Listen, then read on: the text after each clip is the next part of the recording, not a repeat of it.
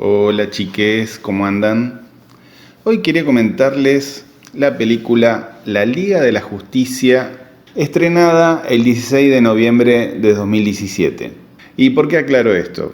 Porque La Liga de la Justicia tiene dos versiones.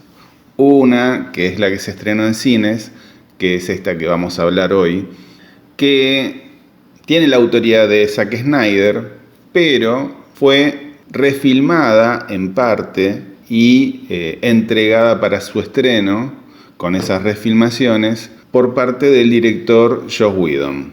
Joss Whedon es conocido principalmente por haber dirigido Los Vengadores 1 y 2 en la saga de Marvel, y este dato es importante, créanme. Iba a hacer un solo video explicando las dos. ¿Por qué digo esto? ¿Por qué digo dos? Porque está esta Liga de la Justicia que se estrenó en cines y está la Liga de la Justicia de Zack Snyder estrenada el 2021 en la plataforma HBO Max. Estos datos son importantísimos. Las dos películas son de Zack Snyder, llevan su nombre, pero la primera, en cierta forma, es más de Joss Whedon que de él, y la que se estrenó en la plataforma en el 2021, en la época de la cuarentena, es realmente la versión que Zack Snyder quería entregar. Esta historia es larguísima, está llena de nombres, llena de fechas, llena de características que se han explicado en muchos videos. Yo no voy a hacer ese trabajo de investigación porque ya está hecho. La verdad que hay un montón de videos que explican bien técnicamente, históricamente, cómo se fueron dando los procesos para que estas dos películas del mismo tema, con el mismo contenido, los mismos actores, fueran tan diferentes. Y lo voy a mencionar, pero no voy a hacer ese desarrollo. Yo lo que quiero es solamente comentar mi opinión sobre las películas para cerrar un poco esta trilogía de la saga de Zack Snyder, que venimos haciendo con el video del Hombre de Acero, el otro video que es Batman vs Superman y esta Liga de la Justicia. Pero me pareció mejor hacerlo así por separado, o sea, hacer esta Liga de la Justicia en este video y explicar en otro video la Liga de la Justicia estrenada en la plataforma en el 2021, para que no sea tan largo y tan pesado. Entonces, en ese sentido, hoy vamos a hablar de la primera Liga de la Justicia, que se estrenó en cines el 16 de noviembre de 2017. Aclarado esto, lo primero que notamos, la primer toma de la película lo muestra Superman de Henry Cavill hablando con un chico que lo estaba filmando con un celular. Y uno ve en ese rostro que en la primera película, en Hombre de Acero y en Batman vs Superman, tenía la calidad y la cualidad de ser un rostro escultórico tallado por los dioses, con una pinta tremenda, el hombre dotado de toda la belleza masculina que uno puede esperar que caracterizaría a este personaje, que es Superman. ¿Y cómo lo muestra Joss Whedon?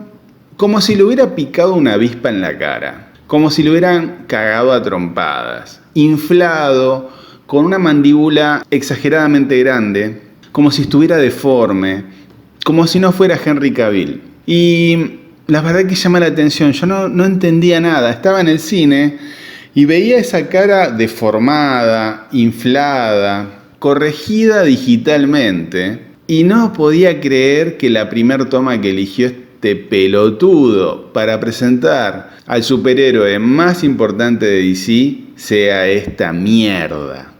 Esta basura, esta falta de respeto para el personaje y sobre todo para el actor. En ese momento que estaba en el cine no me di cuenta de los motivos que llevaron a que esto se viera así.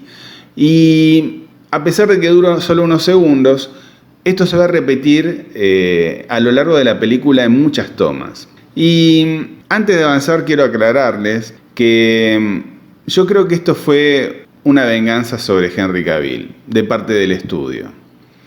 Henry Cavill en ese momento estaba filmando Misión Imposible Fallout y tenía bigote en esa película, una película muy importante en su carrera porque la verdad que es una de las mejores de Misión Imposible.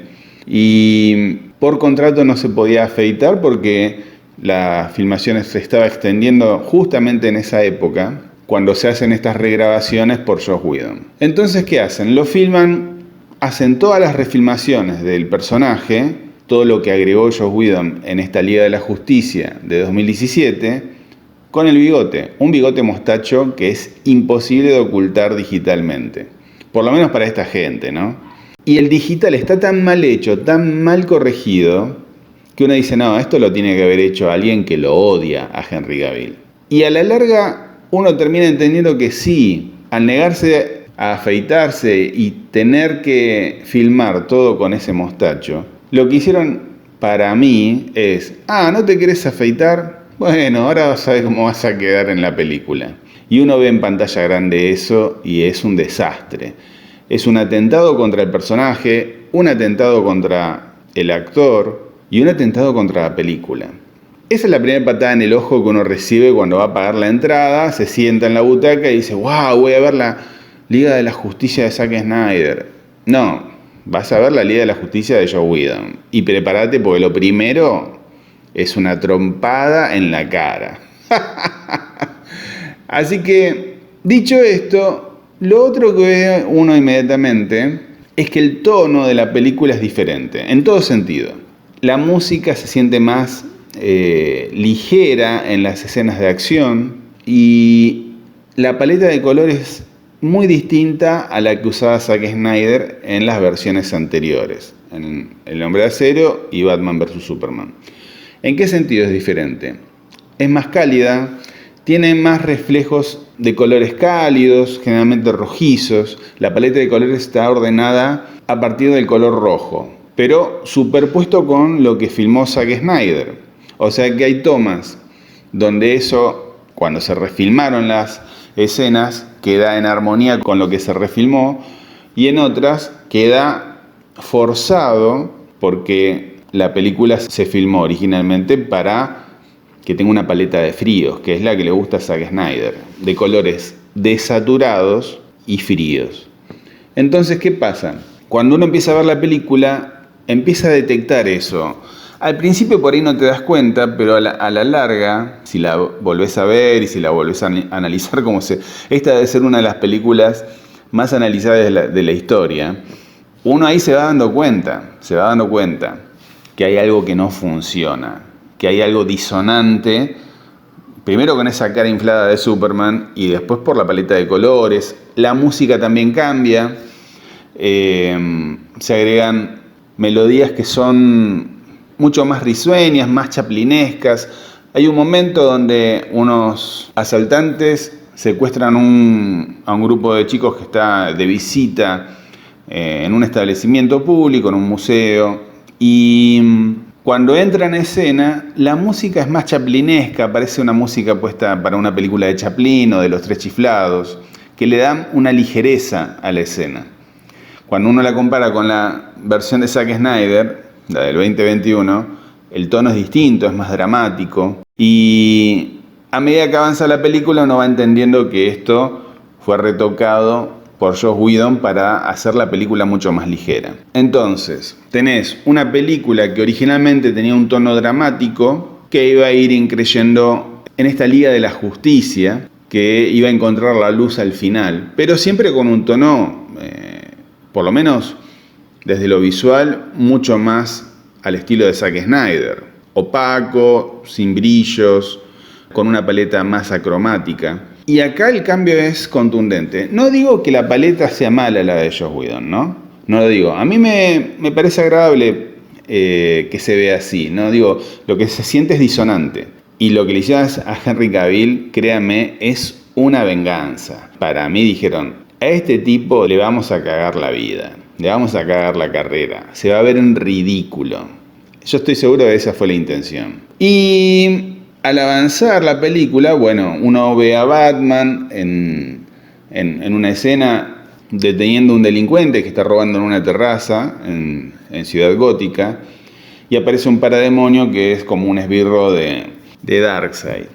Y También el tono es diferente, no digo que esté mal, pero es diferente al que nos tenía acostumbrado el director original de esta película. Se siente un poco más ligero, más liviano. El delincuente parece uno de los tres chiflados prácticamente. Y en el caso de Wonder Woman también pasa lo mismo. Gal Gadot se va a ver siempre hermosa, con la paleta de colores saturada y cálida de Joss Whedon o con la paleta de fríos desaturados de Zack Snyder. Pero uno nota que hay algo entre tomas, a medida que avanza la película, se nota que hay tomas hechas por Zack Snyder y otras tomas hechas por Joss Whedon, que son las refilmaciones. Si uno presta atención a eso, por ahí la primera vez que lo ves en el cine no te das cuenta a simple vista, pero estas películas son para revisitar. Los fanáticos, los comiqueros, los cinéfilos de ciencia ficción y de superhéroes la van a seguir viendo. Esto iba a salir a la luz tarde o temprano y canta un montón. Entonces vos la ves a Wonder Woman, lo ves a Superman con esta cara inflada, lo ves a Ben Affleck mucho más gordo. Hay planos donde se lo ve hinchado de cara, siendo que él se había preparado muy bien para las películas anteriores y para la Liga de la Justicia propiamente, y en las refilmaciones se lo ve hinchado, medio gordo. Y entre toma y toma se nota. Uno que si prestas atención o la ves varias veces te vas a terminar dando cuenta de esto. Y es un atentado contra la película esto. Una burla para los personajes, un destrato, un ninguneo y también una burla para los actores y las actrices. Entonces, ¿qué hace Joss Whedon? Hace una refilmación casi de la mitad de la película. Esto encarece la producción a un nivel estratosférico. ¿Por qué lo llaman a Joss Whedon? Cuando Zack Snyder filma La Liga de la Justicia, esta película la firma originalmente, termina de filmarla y lamentablemente hay un hecho trágico en su vida personal con uno de sus hijos que lo obliga a dejar la producción cuando ya está filmada la película, pero en el momento donde se empiezan a hacer los efectos especiales, el tratamiento final de la película, todo lo que es postproducción. Con el agravante de que el estudio ya le venía pidiendo que la película esta fuera más ligera, más comiquera, que no fuera tan dramática. Porque cuando se estrena Batman vs. Superman, ¿se acuerdan que yo se los había dicho en el primer video? La película no recauda lo que esperaban. Recaudó como 850 millones de dólares y los productores querían 1.000 millones. No llegaron a los 1.000 millones. Entre 800 y 1.000 millones para mí, en mis números, no hay diferencia. Pero para esta gente sí.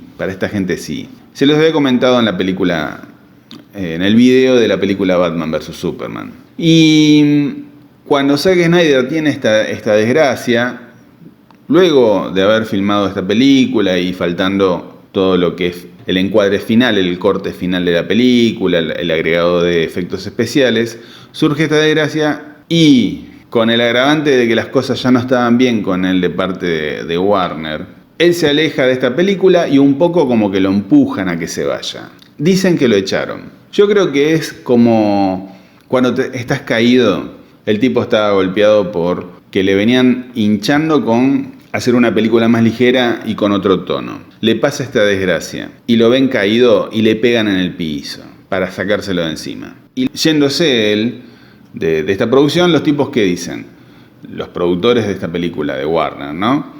Vamos a llamar a otro director que termine la película, que haga la edición final y que haga las refilmaciones como nosotros queremos para que la película se parezca más al estilo de Los Vengadores de Marvel. ¿Y a quién llaman? Al tipo que filmó Los Vengadores en Marvel 1 y 2, que es Joss Whedon. A Joss Whedon dicen que lo llaman primero para ofrecerle otra película. Y cuando llega a Warner le dice, no, mira, vamos a hacer esto, vas a filmar lo que nosotros queremos que aparezca en la película, vas a refilmarlas, las tomas, le vas a cambiar el tono, la paleta de colores, la vas a hacer más ligera, vamos a reguionar los momentos para que la película sea un poco más liviana, le vamos a agregar chistes, le vamos a agregar momentos de humor que la hagan más family friendly y nos permita esto que ingrese más gente a verla. De hecho, otra cosa que le pedían a Zack Snyder es que la película fuera más corta. O sea que, para que sea más corta y para que la puedan proyectar más veces y esto genere más recaudación. La verdad que era todo por la guita.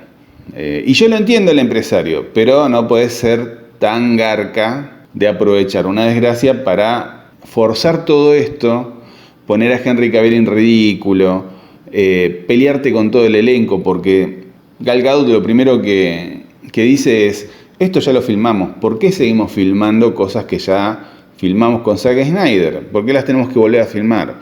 Joss Whedon, que ya tenía fama de garca, se termina de recibir de mercenario peleándose con Gal Gadot, humillándola. Sale a la luz que él la había amenazado con arruinarle la carrera y también había amenazado con que las refilmaciones que iba a hacer con ella las iba a hacer para que se viera horrible en pantalla.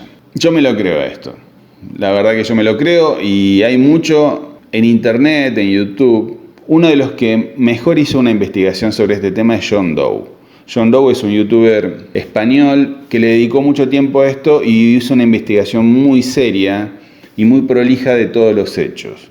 Lo que estoy diciendo salió a la luz en YouTube y en todos los medios que relativamente tienen esta independencia para poder investigar. Y atando cabos y viendo cómo se dieron las cosas a posteriori, estoy seguro de que este tipo forzó las cosas a un límite donde se termina peleando con Gal Gadot. El otro que también defendía a Zack Snyder es Ray Fisher, que hace de Cyborg en esta película. Y él también hizo denuncias sobre un trato de racismo de parte de Joss Whedon y su postura era obviamente defender a Zack Snyder. Se nota que el clima cuando entró Joss Whedon a refilmar era una mierda. Era una mierda con el elenco. Se nota que es un tipo que estaba muy alineado con la gente de Warner. De hecho, en una nota que le hacen mucho después, creo que en el 2022 o 2023, se burla de Gal Gadot. Una nota oficial, esto no es comentario ni chusmerío. Diciendo que lo que pasa es que Gal Gadot, como es israelita, seguramente no le entendía lo que él le decía. Una basura el tipo este. La verdad que se cagó la carrera porque no lo volvieron a llamar de Marvel y acá quedó como un sorete, manoseando el trabajo artístico de otro tipo, de otro director, y quedando como el verdadero villano de la película.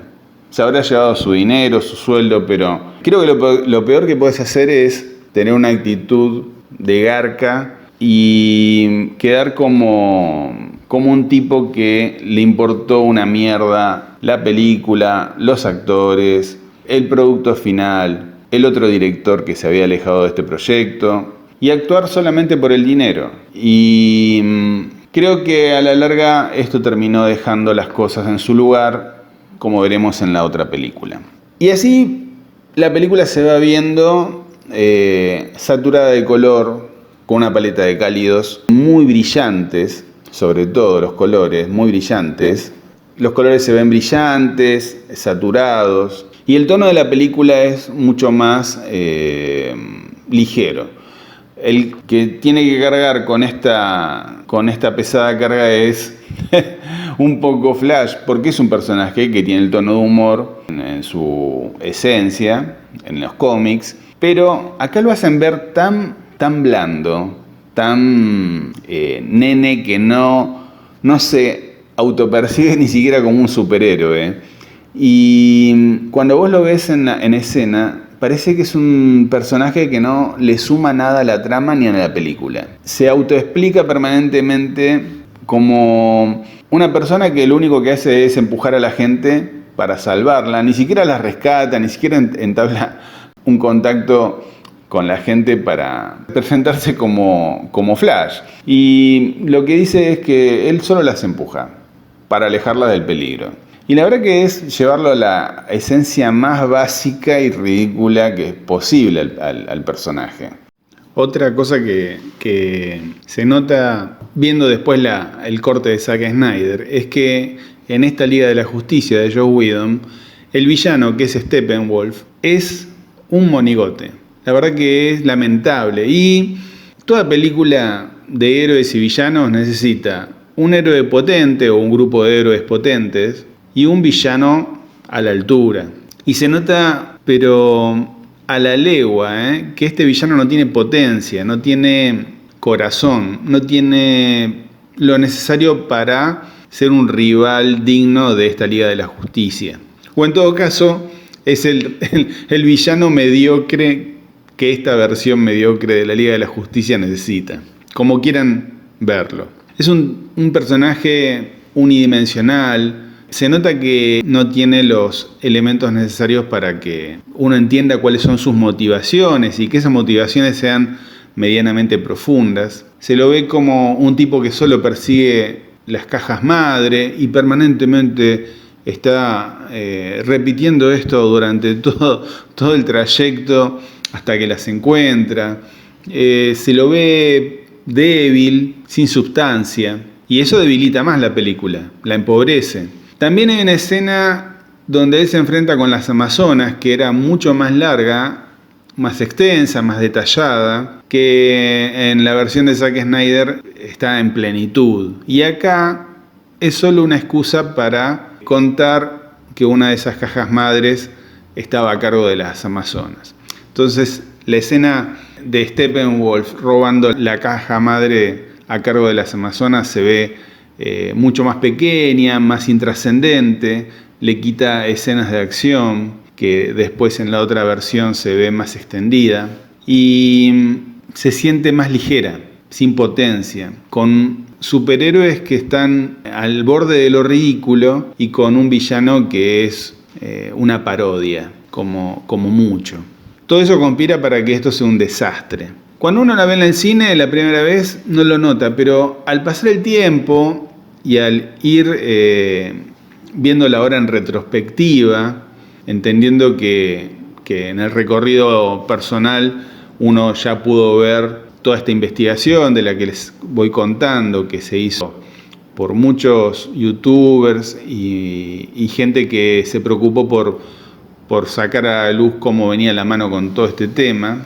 Y habiendo visto la Liga de la Justicia de Zack Snyder, uno entiende que esta película así está muy, muy, muy por debajo de las expectativas que debería tener el director, los productores, los protagonistas y el público frente a una película como la Liga de la Justicia, que debería estar a la altura de importancia, por lo menos, como lo fuera la película de los Vengadores de Marvel y todo lo que correspondía a esa saga en importancia, ¿no? Como fuera Los Vengadores 1, 2, 3, Endgame, Infinity War. Entonces, todo esto se ve chiquito, apresurado, comprimido, como si fuera que está todo dentro de una cajita feliz que querés vender lo más rápido posible para tener un rédito económico y no un rédito artístico. Y así es como se van dando las cosas. Y aunque tenés presentado al Hombre de Acero, a Batman, a Wonder Woman con su película individual, te vas a encontrar con que Cyborg, Aquaman y Flash todavía no tienen sus películas en solitario. Y entonces en este argumento lo vas a tener que incluir en esta película medio a la fuerza para ir explicando quiénes son, ya que no tienen su película de origen. Eso te va a hacer la película más larga. Y si la empezás a recortar para hacerla en un formato más comercial, una película de 1 hora y media, 2 horas máximo, esos personajes van a tener que sufrir recortes. Lo primero que recorta Joss Whedon es el argumento de Cyborg, que es uno de los fundamentales en esta película. Entonces Cyborg se ve debilitado, es un pibe que se transforma en un robot en 10 segundos, y vos no entendés de dónde viene todo eso, ni lo que le pasa. Entonces queda como un personaje de relleno. Y es fundamental en la trama de la otra película de Zack Snyder, de la Liga de la Justicia de Zack Snyder. Y acá se ve como un muñequito que está ahí de adorno para poderlo vender después como una Hot Toys. Y Flash también. Así que eso lo que hace es empeorar y debilitar el aspecto de los superhéroes que conforman la Liga de la Justicia. Se ve toda parchada la película, se ve como un Frankenstein que está concebida por un director y luego retocada, recortada, manoseada por otro. Y esto afecta todo el producto final. Uno va al cine a ver una película que no es la que debiera ver, en absoluto. Yo creo que lo que hizo Joss Whedon y Warner fue, vamos a hacer esta película como nosotros queremos, pero nos vamos a encargar de que esto termine acá. Que nos dé la plata necesaria para recaudar y quedar parejos, pero esta gente y esta saga, este director y este elenco mueren con esta película. Yo creo que se hizo eso. Se buscó tomar venganza de dos posturas encontradas, que eran una la de Zack Snyder con una visión muy personal y de autor sobre esta saga de superhéroes de DC, y por otro lado Warner, que le decía a Zack Snyder: mira, vos sos un empleado acá, la película que vas a hacer es nuestra, esto es nuestro, la vas a hacer como nosotros querramos. En definitiva, yo creo que a Zack Snyder lo terminaron cagando. La intención del estudio, al sacárselo de encima frente a una desgracia que él tenía que afrontar y no poniéndose de acuerdo en el tono, en la perspectiva que tenía el estudio en función de la que él podría tener y que ya venía mostrando en El Hombre de Acero y en Batman vs Superman, al no ponerse de acuerdo, se lo sacaron de encima. Yo creo que a él lo terminaron cagando. Y a partir de ahí se empieza a desmoronar todo. Porque el primer error que haces es echar a un tipo, o sea, el estudio, ¿no? Warner Brothers, es echar a un tipo que ya estaba bajo contrato, que él ya había mostrado, digamos, su perspectiva, su visión de estos personajes. ¿Y qué tendría que haber hecho el estudio? Hagámoslo así, completemos esto con la visión de él, que nos ha dado ganancias, y después vemos si le renovamos el contrato o le decimos: mirá, no vamos a cambiar. Esto se tendría que haber hecho en forma prolija. ¿Y qué pasó? Un grupo de empresarios que están a cargo de esta empresa, de Warner, decide patear el tablero, tomar esa obra artística que había creado Zack Snyder y hacerla de otra forma. Y ahí empieza a hacer un camino esta Liga de la Justicia que va de error tras error, de equivocación tras equivocación, poniendo en manos de mucha gente algo que tendría que estar en manos del director que elegiste para llevar este proyecto. De hecho, a Zack Snyder ellos ya lo conocían, ya sabían cómo era su visión del superhéroe. A él le gusta ponerlos a los superhéroes en encrucijadas que son difíciles de resolver. No vas a contratar a un tipo como Zack Snyder para hacer la visión del Superman de Christopher Reeve de la década del 70. No es ese tipo de director. No, te equivocaste feo ahí. Entonces, si querés esa visión, contratá a otro tipo. Contratá de entrada a Joss Whedon o al equivalente a Joss Whedon y listo, no contratés a Zack Snyder. Con el agravante de que también Christopher Nolan seguía siendo productor de todo esto. Así que es acá donde se empieza a gestar toda esta trayectoria trágica de una película que, por lo menos en principio, era más conocida por sus errores, por los desaciertos y por las traiciones que recibía su director de parte de la empresa que lo había contratado, y no por las virtudes que debería mostrar en pantalla, por una buena historia, por una buena interpretación, por una buena dirección, todo lo que uno espera ver en este tipo de películas de ciencia ficción y fantasía. Y en este choque de dos fuerzas opuestas terminaron perdiendo todos, porque la película se hizo súper cara, terminó saliendo el triple de lo que hubiera costado una película con los mismos argumentos y que ya estaba filmada por Zack Snyder.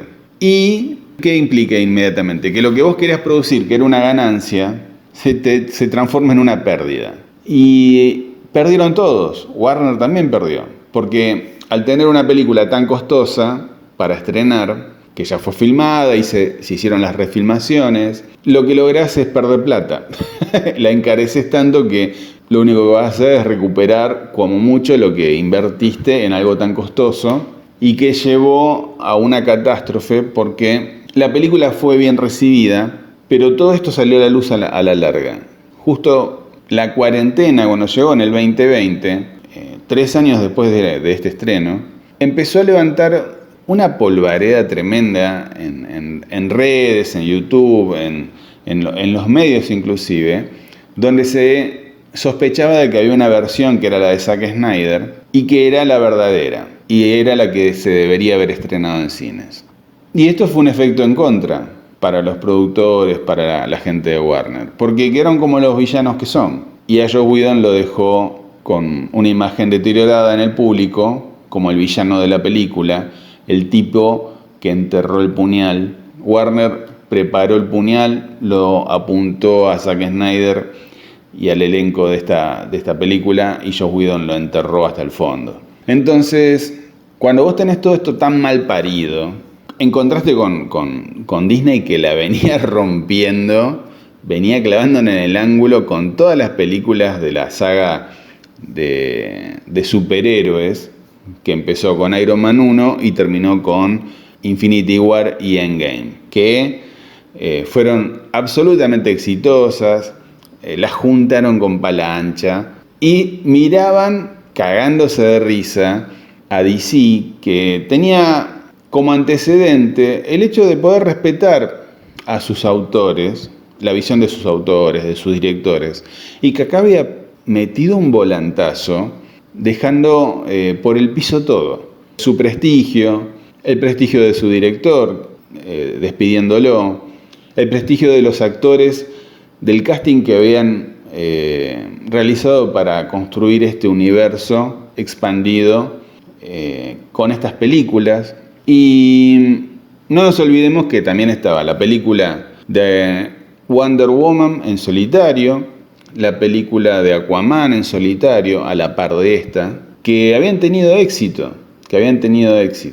Y se esperaba también la de Flash, la película de Flash y la de Cyborg, que vendrían después de esta saga. Y a pesar de todo, a pesar de tener todo esto entre manos, viendo que había ganancia en esta saga de la Liga de la Justicia y películas del universo expandido de DC a cargo de Zack Snyder y otros directores, les importó una mierda la ambición y la ceguera que te causa querer quedarte con todo, que no te falte nada, que vos seas el dueño absoluto de lo que querés conquistar, que en este caso es el dinero, te termina encegueciendo y dejás que lo que tenías, que era muy valioso, se pierda para siempre, que se arruine, que se destruya, que se autodestruya. Y la gente de Warner lamentablemente lo logró, no del todo, por suerte, pero con esta película sí, la verdad que con esta película sí. A pesar de todo esto que les conté, hubo justicia. La Liga de la Justicia tuvo justicia. Y al final, Zack Snyder pudo estrenar su versión, la versión de la Liga de la Justicia de Zack Snyder, como fuera llamada en su momento. Y eso se los voy a contar en el próximo video. Por ahora, quedémonos con esto. Yo les invito a que la vean. Vean esta Liga de la Justicia de Joss Whedon, que está en la plataforma Max. Así después la pueden comparar con la de Zack Snyder. Y van a ver que son muy diferentes y van a poder elegir cuál es la que más les gusta. Así que denle like si les gustó, comenten si quieren y nos vemos en el próximo video. Abrazo.